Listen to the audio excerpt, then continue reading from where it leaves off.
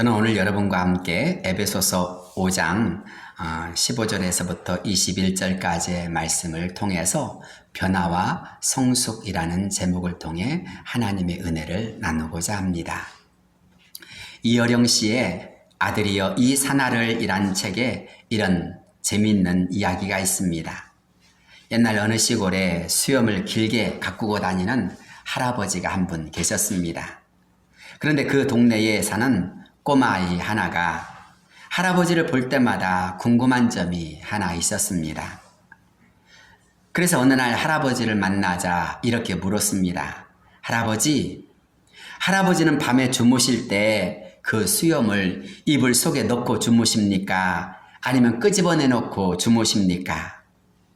할아버지는 뜬금없는 이 질문을 받고 깜짝 놀랐습니다.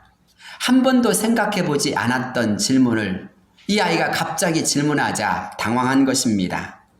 그래서 애야 미안하다. 나도 미처 생각하지 못했던 일이니까 하룻밤만 자고 대답을 하마.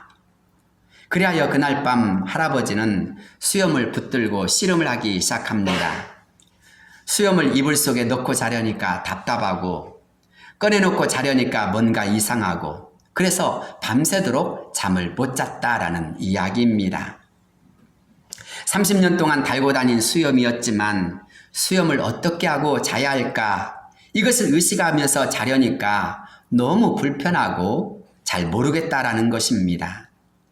이어령 교수님은 이 이야기를 통해서 30년 동안 내 몸에 달고 다닌 수염이었지만 이불 속에 있어야 하는지 밖에 있어야 하는지 철학을 하면서도 깨닫지 못했던 것처럼 내가 지금 예수 안에 있는지 예수 밖에 있는지 내가 지금 진리 안에 있는지 진리 밖에 있는지 알지 못한 채 살아가는 그리스도인들이 많다는 것입니다. 이 문제에 대한 유일하고도 완벽한 답은 어디에서 찾을 수 있습니까? 성경은 고린도전서 12장 3절에서 이렇게 말씀합니다. 그러므로 내가 너희에게 알게 하노니 하나님의 영으로 말하는 자는 누구든지 예수를 저주할 자라 하지 않고 또 성령으로 아니하고는 예수를 주시라 할 수 없느니라. 우리가 예수님을 믿거나 부르는 것을 통해서 알 수 있다는 것입니다. 그것은 아무나 할 수 있는 일이 결코 아니라고 합니다. 하나님의 영이 아니면 결코 할 수가 없다고 말합니다. 그렇습니다. 우리가 예수님을 믿는다는 것은 세상의 그 어떤 놀라운 일보다 더 놀랍고 특별한 일입니다. 죄로 인해 영원히 죽을 수밖에 없는 자가 영원한 생명을 얻게 되었고 정죄와 심판의 두려움으로부터 벗어나 참 자유를 얻게 되었습니다. 그뿐입니까? 예수 그리스도를 믿음으로써 하나님의 자녀가 되고 하나님의 나라를 유업으로 얻은 자가 되었습니다. 온갖 시험과 고난 앞에서 무너지지 않도록 늘 새 힘과 능력을 주시고 승리할 수 있도록 도와주십니다.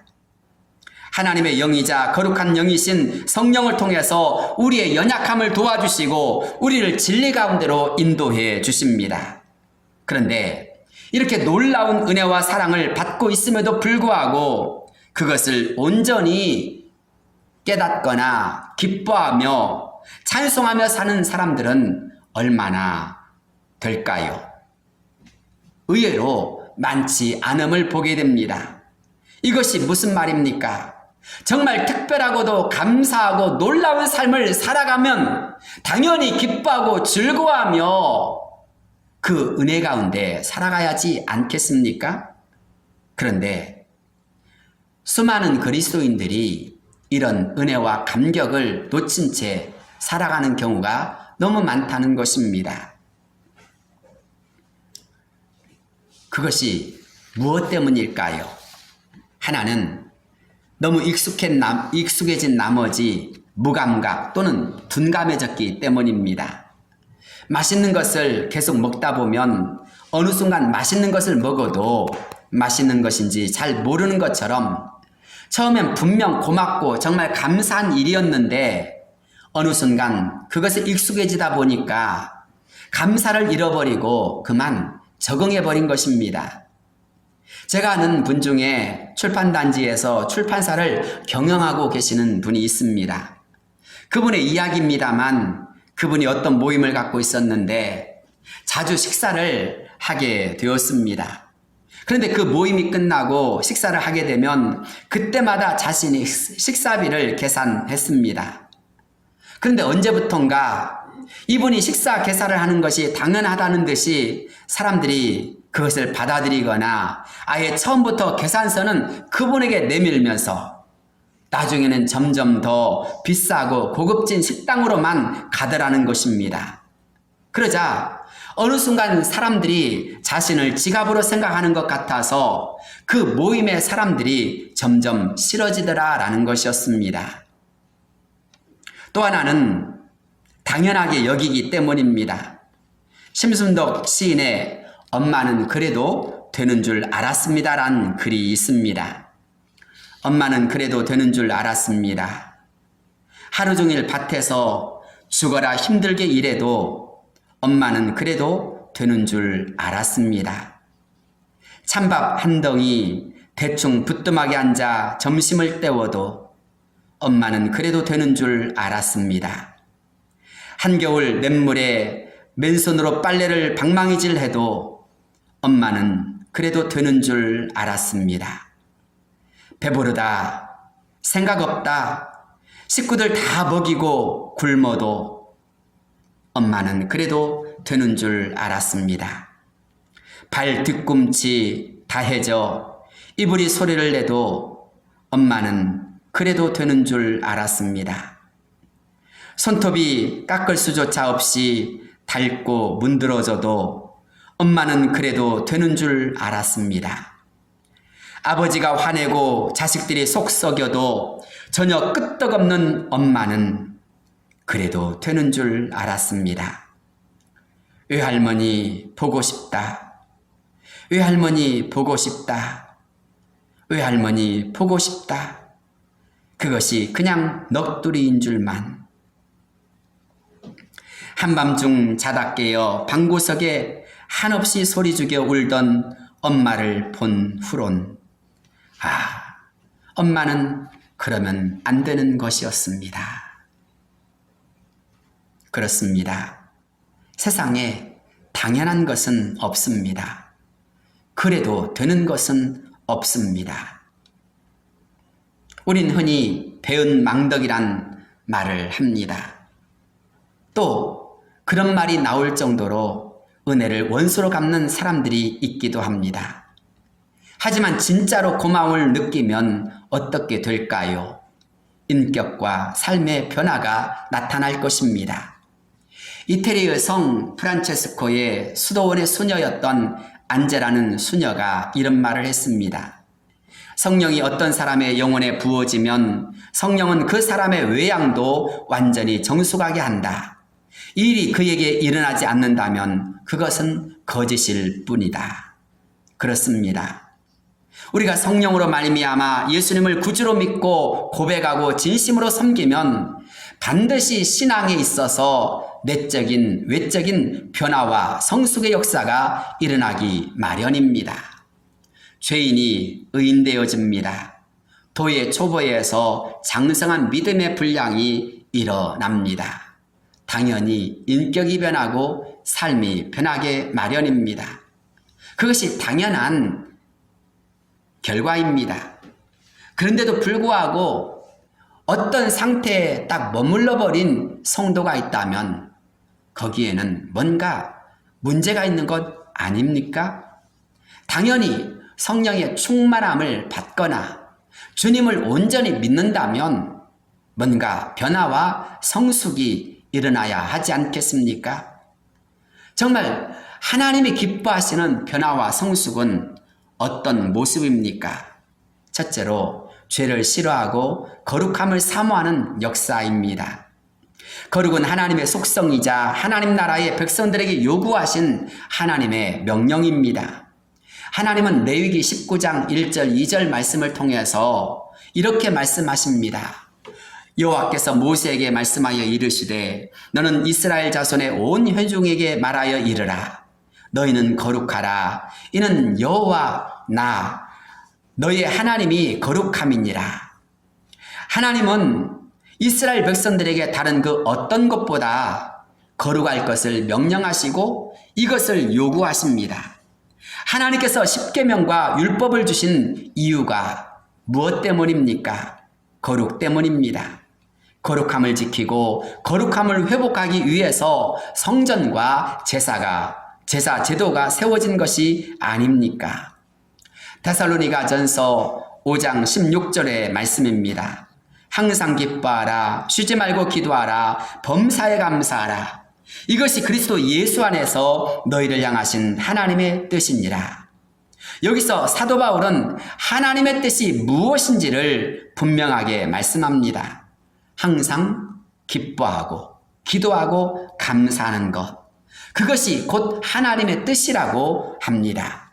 그런데 이 말씀 바로 뒤에 나오는 말씀이 무엇인지 아십니까? 성령을 소멸하지 말 것과 악은 어떤 모양이라도 버리라는 말씀입니다. 무엇 때문에 그렇게 말씀하셨을까요? 바로 성도의 거룩함을 유지하기 위해서입니다. 아무리 성령 받은 성도들이라 할지라도 성령이 없어지는 삶을 살 수 있습니다. 성령이 없어지면 우리는 버림받은 사울왕처럼 비극적인 삶을 살 수밖에 없습니다. 살았지만 죽은 것과 다름없고 왕이지만 왕의 역할을 못하는 자가 됩니다. 분명히 있지만 그 존재를 느낄 수 없는 그런 사람이 있습니다. 하나님의 성령이 그 안에서 소멸되어지는 사람은 그리스도인이라는 이름은 가지고 있지만 실제적으로 그리스도의 능력이 사라져버린 사람인 것입니다. 그런 점에서 사도 바울은 우리에게 항상 기뻐하고 쉬지 말고 기도하고 범사에 감사해야 할 이유가 하나님의 뜻인 것이요, 더 나아가서 이것을 통해서 우리에게 성령이 소멸되지 않기 때문이라는 것입니다. 사랑하는 성도 여러분, 하나님의 뜻이 바로 항상 기뻐하고 쉬지 말고 기도하고 범사에 감사하는 것임을 깨닫습니까? 그렇다면 그 일에 집중하십시오. 그 일에 집중하고 그 일에 최선을 다할 때 저와 여러분 안에서 성령이 소멸되어지지 않은 그런 일이 일어나는 것입니다. 우리 성도들의 특징은 어디에 있습니까? 바로 거룩함에 대한 민감함에 있습니다. 사람이 아픔을 느끼는 이유는 무엇 때문입니까? 살아있기 때문입니다. 우리의 신경이 살아있고 우리의 세포가 살아있기 때문에 어떤 순간 아픔이 다가오면 그 아픔을 느끼면서 아프거나 때로는 눈물이 나거나 또는 어떤 행동에 반응을 하게 되어집니다. 성령은 하나님의 영이십니다. 그리고 우리 모두는 영적인 존재입니다. 그렇다면 반드시 내 안에서 성령이 충만한 것과 성령이 소멸되어진 것에는 어떤 특별한 특징이 나타나게 마련입니다. 성령 충만한 자는 성령 충만한 모습이 나타나고 성령 충만하지 못한 사람은 그 마땅한 그 모습이 나타나게 마련입니다. 그런 점에서 저와 여러분이 성령 충만하면 당연히 하나님을 기쁘시게 하는 방향으로 나가게 되어지고 성령 충만하지 않게 되어지면 당연히 악을 이루는 삶으로 나가게 마련입니다. 남은 북철이라는 말이 있습니다. 풀이하면 수레의 긴 손잡이는 남쪽으로 향해 가고 바퀴는 북쪽으로 간다는 말입니다. 한마디로 목적지가 가면 갈수록 멀어진다라는 뜻입니다. 그런데 이 말은 우리 그리스도인들에게도 해당되는 말이지 않습니까? 예배를 드릴 때에는 아멘, 아멘 합니다. 하나님의 말씀대로 살겠다고 결단을 합니다. 하지만 정작 삶의 자리에서는 어떻게 합니까? 하나님의 뜻보다 본성과 옛 습관에 따라 이끌리거나 세상의 쾌락과 즐거움, 유혹과 죄에 이끌리며 방황할 때가 많습니다. 그럴 때가 아닙니다. 우린 정신을 차려야 합니다. 죄를 멀리해야 합니다. 열심을 품고 주님을 섬겨야 하는 것입니다. 더 나아가서 악은 어떤 모양이라도 버리려고 하는 철저한 노력과 그 헌신이 필요한 것입니다. 하나님의 뜻을 향해 제대로 걸어가야 할 때 그때 하나님은 기뻐하십니다. 사랑하는 성도 여러분, 요즘 일어나고 있는 자연 환경을 잘 살펴보십시오. 과학자들도 지구의 멸망이 멀지 않았다라고 말을 합니다. 오죽했으면 전 세계 정상들이 나서서 기후 환경의 변화를 최선 다해서 막아보자고 얼마나 노력을 하고 있습니까? 그만큼 심판의 날, 주님 오실 날이 다가왔다는 것을 보여주고 있는 것 아닙니까? 깨어서 의의 길로, 진리의 길로, 생명의 길로 걸어가는 자만이 승리할 수 있습니다. 그렇다면 이런 때야말로 우리 모두가 성령님의 인도와 도우심을 받아야 되지 않겠습니까? 두 번째로, 우린 범사에 하나님을 인정하고 높이는 삶을 살아야 합니다. 신실한 사람들의 특징은 하나님을 인정하고 하나님을 높이며 산다는 것입니다. 그래서 믿음의 삶을 살며 찬양과 감사하는 삶을 삽니다. 다윗을 생각해 보십시오. 다윗이 압살롬의 반역으로 인하여서 예루살렘을 버리고 바울임으로 도망쳤을 때 사울의 친척이었던 시므이가 돌을 던지고 흙을 날리면서 온갖 저주와 욕설을 퍼부었습니다. 그때 아비새가 내가 가서 그를 죽여 없애버리겠다고 합니다. 그런데 다윗이 아비새 장군에게 한 말이 무엇입니까? 내 몸에서 난 아들도 내 생명을 헤아려 하거든 하물며 이 베냐민 사람이랴. 여호와께서 그에게 명령하신 것이니 그가 저주하게 버려두라. 혹시 여호와께서 나의 원통함을 감찰하시리니 오늘 그 저주 때문에 여호와께서 선으로 내게 갚아 주시리라. 이렇게 말하면서 그를 만류하지 않습니까? 가장 중요한 순간 우리는 우리의 본성과 본능이 나타나기 마련입니다. 그런데 다윗을 보십시오. 다윗은 자신의 체면이 또는 자존심이 구겨지는 그런 상황 속에서 자신보다 하나님의 뜻을 생각합니다. 그래서 시므이를 죽이는 것보다 그의 모든 수욕을 감당해낼 뿐만 아니라 이것을 통해 신원하신 하나님께 긍휼을 입기를 소망합니다. 그가 참 괴롭고 쓰라린 상황 속에서 우린 그의 신앙을 엿볼 수 있고 그 마음의 중심이 어디 있는지를 볼 수가 있습니다. 결국 다윗은 하나님의 긍휼과 도우심으로 인하여서 압살롬의 난을 평정하게 되었고 평안히 예루살렘으로 돌아오게 되었습니다. 예수님을 생각해 보십시오. 마태복음 27장 12절을 보면 예수님께서 빌라도에게 재판을 받으실 때에 대제사장들과 장로들에게 고발을 당하되 아무 대답도 아니하신지라 라고 했습니다. 그러자 빌라도는 그들이 너를 쳐서 얼마나 많은 것으로 증언하는지 듣지 못하느냐라고 말했습니다. 하지만 그때에도 예수님은 한마디도 대답하지 아니하셨다라고 했습니다. 예수님께서 왜 한마디도 대답하지 않으셨을까요? 하나님의 뜻이 무엇임을 아셨기 때문입니다. 그래서 예수님은 십자가에서 내가 다 이루었다라고 말씀하시기까지 잠잠히 십자가의 길을 걸어가신 것입니다. 오직 하나님의 뜻을 높여드리기 위해서입니다.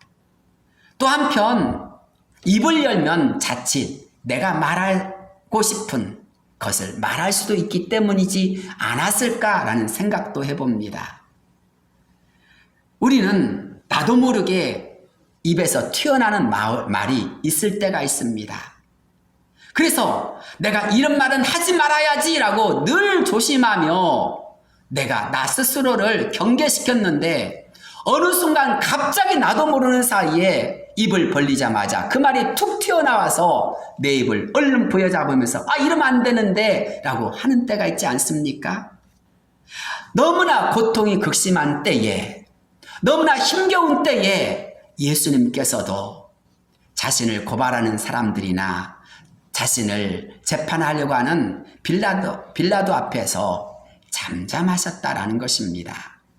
사랑하는 성도 여러분, 우리가 삶을 살다 보면 갑작스런 일이 생기거나 사람들로 인해 곤경에 빠질 때가 얼마나 많이 있습니까? 새로운 직장에 가면 텃세를 부린 사람 때문에 힘겨울 때도 많이 있고, 때로는 자기들끼리 어울리다 보면 새로운 사람이 조금 그 사이에 들어가려고 하면 왕따를 시키는 경우도 참 많이 있습니다. 또 연약한 사람이 보면 또 조금 지혜가 없는 사람이 있으면 그 사람을 어떻게든지 이용해 먹으려고 하고 자기는 편하려고 할 때가 참 많이 있습니다. 그렇습니다. 우리는 곤란을 당할 때가 너무나 많이 있습니다. 그때 하나님을 원망하거나 사람을 향하여 불평하지 마십시오. 곤란을 당하나 믿어주기로 하십시오. 그것이 성령을 따른 사람의 모습입니다. 그 어떤 순간에도 나를 내려놓고 하나님의 뜻을 존중하고 침묵하며 나가시길 바랍니다. 하나님께 맡기는 사람들, 하나님을 의지하는 사람들이 진짜 신앙의 사람들이요. 그때 신앙의 능력이 나타나는 것입니다. 그것이 하나님을 영화롭게 합니다. 우리의 속은 비난하거나 정죄하며 보복하고 싶은 욕구가 충만할 때가 있습니다. 원수를 반드시 갚고 싶은 생각, 시시비비를 가리고 싶은 생각이 우리 속에서 강하게 일어날 때가 있습니다. 그러나 그때 나의 모습을 자세히 보십시오.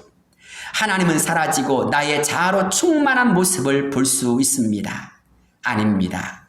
그것보다 더 중요한 것이 있습니다. 어떤 순간에도 하나님을 놓치지 않는 것입니다. 그런 마음으로 다윗처럼 예수님처럼 하나님께 엎드리시길 바랍니다. 그러면 하나님이 일하기 시작합니다. 결단코 어떤 상황일지라도 그 상황에 빠져 헤매지 마십시오. 더 슬프고 괴로울 뿐입니다. 오히려 범사에 우리를 인도하시고 지도해 주시는 하나님을 바라보며 하나님께 맡기는 자가 되시길 바랍니다. 걱정도, 염려도, 근심도 다 주님께 맡기는 순간 하나님이 책임져 주실 뿐 아니라 반드시 원수의 목전에서 내게 상을 베푸신 역사, 역전의 역사를 이루시는 그날이 있을 줄로 믿습니다. 이 승리와 찬양과 기쁨과 기적의 삶을 여러분은 믿으십니까? 출애굽기 14장 10절부터 나오는 이스라엘 모습을 상상해 보십시오.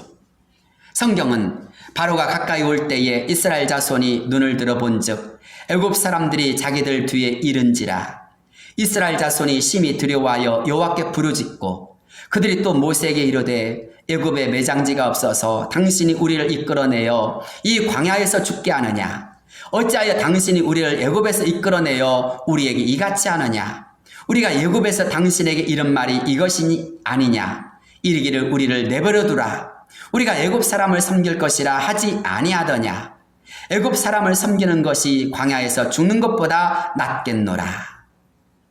이스라엘 백성들은 처음에는 뒤에서 바로의 군대가 쫓아오자 여호와께 부르짖었습니다. 하지만 두려움과 그 모든 상황이 점점 더 심해지자 그들은 곧 원망하고 불평하는 자들로 돌아섰습니다. 그러나 그때 하나님의 사람 모세는 뭐라고 외쳤습니까? 모세가 백성에게 이르되 너희는 두려워하지 말고 가만히 있어서 여호와께서 오늘 너희를 위하여 행하시는 구원을 보라. 너희가 오늘 본 애굽 사람을 영원히 다시 보지 아니하리라. 여호와께서 너희를 위하여 싸우시리니 너희는 가만히 있을지니라.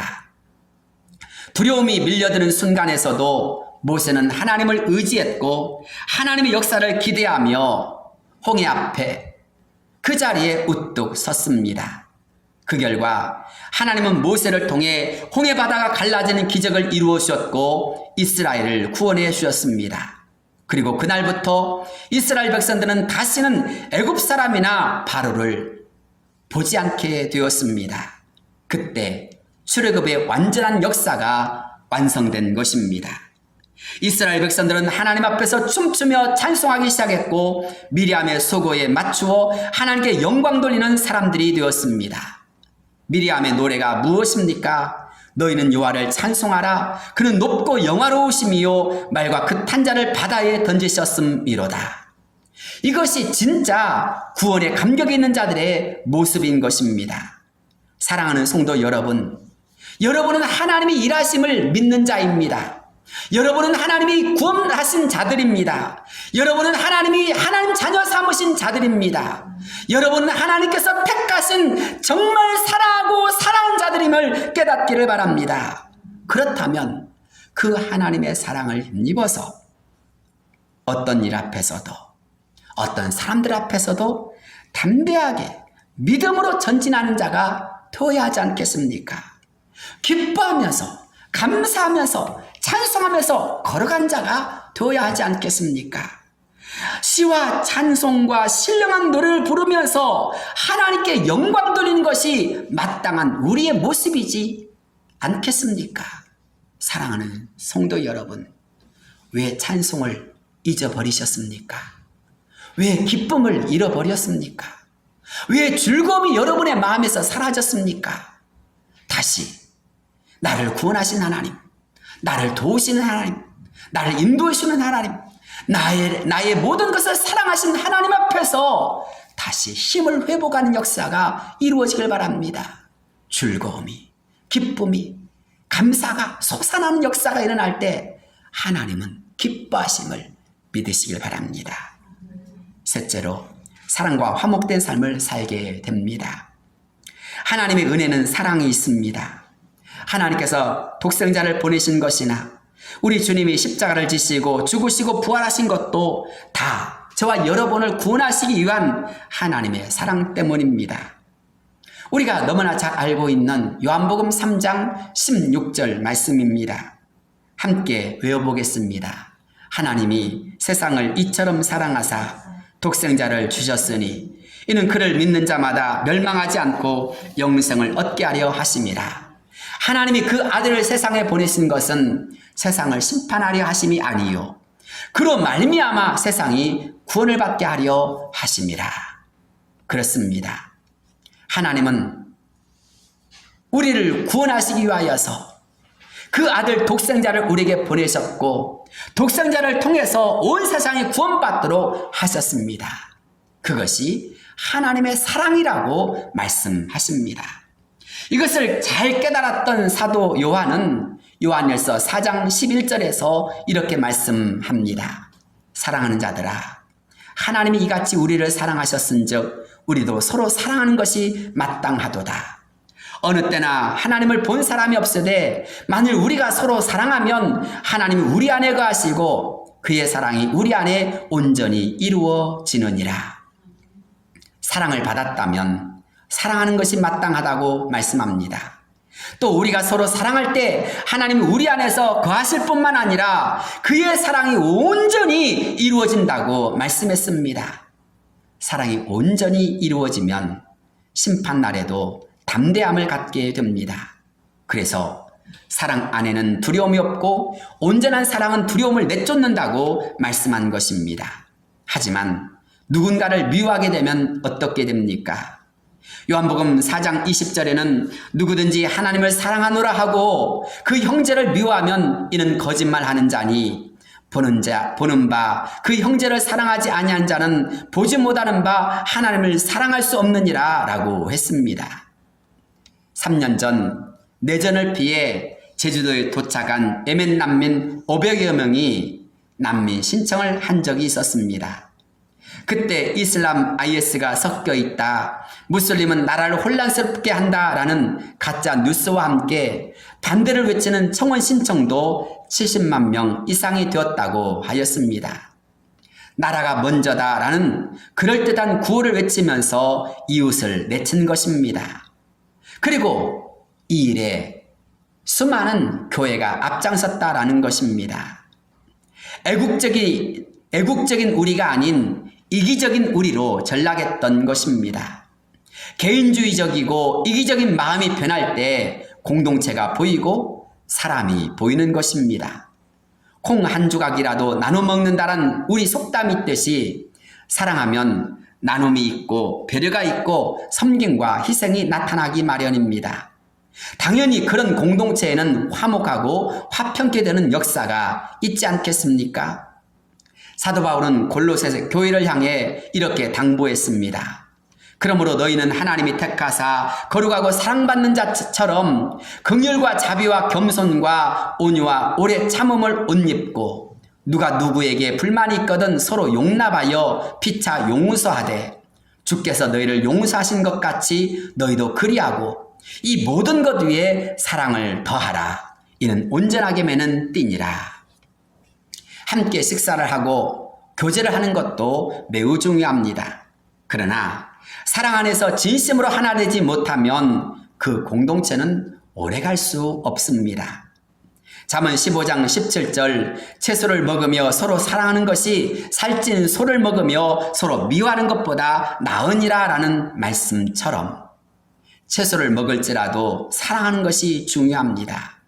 거기에 행복이 있고 기쁨이 있고 하나됨이 있기 때문입니다. 사랑하는 성도 여러분, 우리의 가정이 어떤 가정이 되길 원하십니까? 우리의 교회가 어떤 교회가 되길 원하십니까? 우리가 정말 지향하는 그 지향점엔 무엇이 있습니까? 진심으로 마음의 문을 열고 형제로, 자매로, 남편으로, 아내로, 자녀로 바라봐주면 거기에 믿음이 생기고 사랑이 생깁니다. 많은 사람들이 외롭고 쓸쓸하고 허전하고 살고 싶지 않다라고 말하는 때가 되었습니다. 그런데 그때 그 중심을 보면 다 사랑받고 싶은 마음이 있습니다. 사랑받지 못하기 때문에 외롭고 사랑받지 못하기 때문에 쓸쓸하고 사랑받지 못하기 때문에 우울해지는 것입니다. 우리의 자녀가 외로움에 있다면, 우리의 아내가 외로움에 있다면, 우리의 남편이 외롭고 쓸쓸하다면 그땐 내가 사랑해주지 못했기 때문인 것입니다. 만약 우리 교우들이 외롭고 있다면 목사인 제가 사랑해주지 못했기 때문인 것입니다. 우리에게 있어서 가장 큰 문제점은 무엇일까요? 사랑해줘야 된다는 건 알지만 사랑하지 않기 때문이지 않습니까? 사랑은 나눌수록 풍성해지고 뜨거워지고 가까워집니다. 사랑하는 여러분, 행복하길 원하십니까? 사랑으로 나가시길 바랍니다. 그렇게 우리가 온전히 사랑할 때 하나님의 사랑도 우리에게 온전히 이루어진다라고 하였습니다. 저와 여러분 모두가 말로만이 아닌 행함과 진실함으로 사랑한 역사가 이루어지길 바랍니다. 사랑에 용서가 있고 배려가 있고 오래 참음이 있고 겸손이 있고 긍휼이 있고 자비가 있고 그리고 하나됨의 역사가 있습니다. 지금은 우리 모두가 사랑으로 하나가 되어야 할 때입니다. 사랑하지 않으면 주님의 뜻을 이루어갈 수가 없는 것입니다. 하나님은 사랑이시라고 하였습니다. 사랑하는 성도 여러분, 우리 진심으로 사랑한 역사가 이루어지길 바랍니다. 마지막으로 구원의 은혜가 얼마나 소중한지를 깨닫고 복음의 증인이 되고자 힘을 쓰게 됩니다. 세상에서 가장 귀한 것을 우리 모두는 생명이라고 대답합니다. 생명보다 귀한 것은 없다라고 말합니다. 아니, 생명보다 귀한 것은 아무것도 없다라고 말하는 것에 대해 반대할 사람도 아무도 없습니다. 이 점에 대해 그리스도인들은 누구보다 잘 알고 있습니다. 우리가 예수님을 믿고 하나님의 자녀가 되면 그리스도의 생명이 우리 안에 흐르게 됩니다. 그런데 예수 안에서 끊어지거나 멀어지면 어떻게 됩니까? 마치 포도나무에서 끊어진 가지처럼 말라져 불에 던져 사르게 되어집니다. 그래서 예수님은 끊임없이 우리에게 내 안에 거하라고 강조하였습니다. 며칠 전 김포대학교 교수님을 만났습니다. 그래서 그분에게 예수님 믿습니까? 예수님은 믿습니다. 교회 나가십니까? 교회 안 나갑니다. 얼마나 됐습니까? 5년 됐습니다. 섬기는 교회는 어느 교회입니까? 충만한 교회입니다. 아니 집도 가까운데 왜 안 나가십니까? 물으니까 목사님이 보기 싫어서요. 목사님 앞에 왜 목사님 보기 싫습니까? 목사님이 하는 것이 영 아니어서 그렇습니다. 5년 동안 교회 안 나갔는데 그러면 당신의 신앙은 건강합니까? 당신의 마음엔 성령 충만하십니까? 라고 묻는 순간 그분은 아무 대답도 못하였습니다. 예수 믿어야 됩니다. 예수 믿어야 됩니다. 교회에 가는 것은 바로 내 생명이 살아나는 것입니다. 말씀을 먹어야 내 영이 살아나는 것처럼 최선 다해서 하나님 앞에 예배함으로 나가십시오 하고 그분에게 말씀을 드렸습니다. 우린 예수님 안에 있어야 합니다. 예수님 안에 있을 때 예수님의 생명이 우리에게 공급되어지기 때문입니다.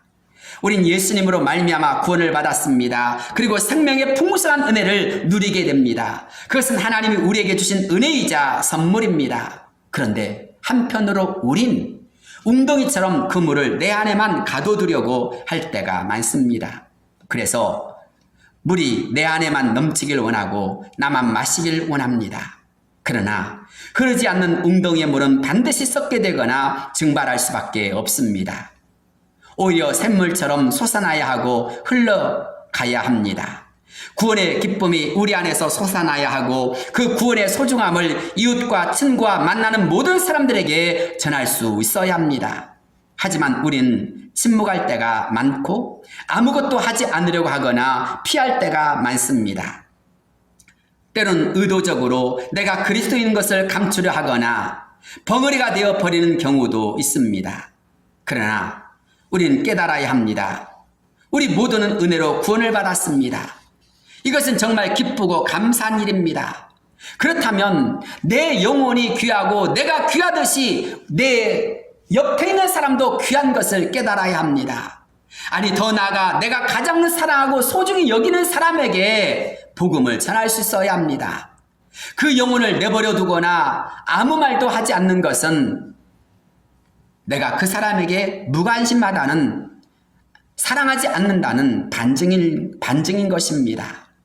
가족에게, 친구에게, 이웃에게, 그리고 우리가 일상에서 만나는 모든 사람들에게 복음을 전해야 합니다. 믿음의 선진들이 목숨 걸고 복음을 전했기 때문에 우리가 구원을 받았고 우리 가정이 구원받은 것입니다. 그렇다면 우리도 복음에 빚진 자입니다. 마땅히 복음을 전할 수 있어야 하고 강권하여 데려다가 내 집을 채우라고 말씀하신 주님의 말씀에 따라서 성전에 사람들을 채울 수 있어야 합니다. 나아가 때가 정말 얼마 남지 않았기 때문에 구원의 문이 닫히기 전 우린 서둘러서 나의 가족을 주님께로, 나의 사랑하는 친구를 주님께로, 나의 가장 사랑하며 아끼는 이웃을 주님께로 인도해야 합니다. 우리가 이렇게 편안히 예배를 드리고 있지만 지금 이 시간에도 전쟁은 끊임없이 일어나서 수많은 사람들이 죽고 죽이는 그런 일이 일어나고 있습니다. 자연재해와 마지막 징조는 엄청나게 많이 발생하고 있습니다. 구원의 문이 닫히기 전 나의 가장 소중한 생명들을 잃어버리지 않기를 바랍니다. 다니엘서 12장 2절 말씀이지요. 땅의 티끌 가운데에서 자는 자 중에서 많은 사람이 깨어나 영생을 받는 자도 있겠고 수치를 당하여서 영원히 부끄러움을 당할 자도 있을 것이며 지혜 있는 자는 궁창의 빛과 같이 빛날 것이요 많은 사람을 옳은 대로 돌아오게 한 자는 별과 같이 영원토록 빛나리라. 영생을 얻을 자가 있고 영원히 부끄러움을 당할 자가 있다고 했습니다. 천국에 들어갈 자가 있고 지옥에 들어갈 자가 있다고 하였습니다. 나의 가장 사랑하는 자가 천국 들어가고 나의 사랑하는 가장 귀한 자가 하나님의 나라에서 함께 주님을 섬길 수 있다면 얼마나 좋겠습니까? 그런데 내가 사랑하는 자녀가, 부모가, 가족이 지옥 간다면 이보다 더 안타까운 일이 어디 있겠습니까? 그런데 많은 사람을 옳은 대로 돌아오게 한 자는 별과 같이 영원토록 빛나는 상이 주어질 것이라고 말씀합니다. 지금 내가 하고 있는 일이나 앞으로 해야 할 일 중에서 가장 중요한 일은 무엇일까요? 바로 예수의 이름으로 생명을 살려내는 일입니다. 이제부터는 벙어리 성도가 아니라 외치고 선포하고 담대히 나아간 자가 되어야 합니다. 성경에서 가장 귀한 자는 바로 그렇게 생명을 살린 자라고 말씀합니다. 그 생명을 살리는 일은 바로 내가 입술을 열어서 예수는 그리스도라고 선포할 때에 나타납니다. 예수님은 그리스도이십니다. 예수를 믿으면 구원받습니다. 예수 믿으면 하나님의 자녀가 되어집니다. 라고 전하여 주는 그 말 한마디가 생명을 살리고 하나님의 뜻을 이루며 내가 하나님 앞에 사랑받고 인정받는 놀라운 통로가 되어진다면 우리는 그 일에 최선을 다해야 되지 않겠습니까? 그렇습니다. 성령 충만함을 주신 이유는 복음을 전하기 위하여 복음을 증거하도록 하기 위함입니다. 저와 여러분 모두가 이제부터 생명을 살리는 일에 거장되어지는 그 비전을 꿈꾸기를 바랍니다. 정말 생명을 살리는 일에 하나님 나를 사용하여 주옵소서라고 기도하며 나가는 저와 여러분이 되시기를 주의 이름으로 축복합니다. 기도하겠습니다. 이름으로 간절히 기도드리옵나이다.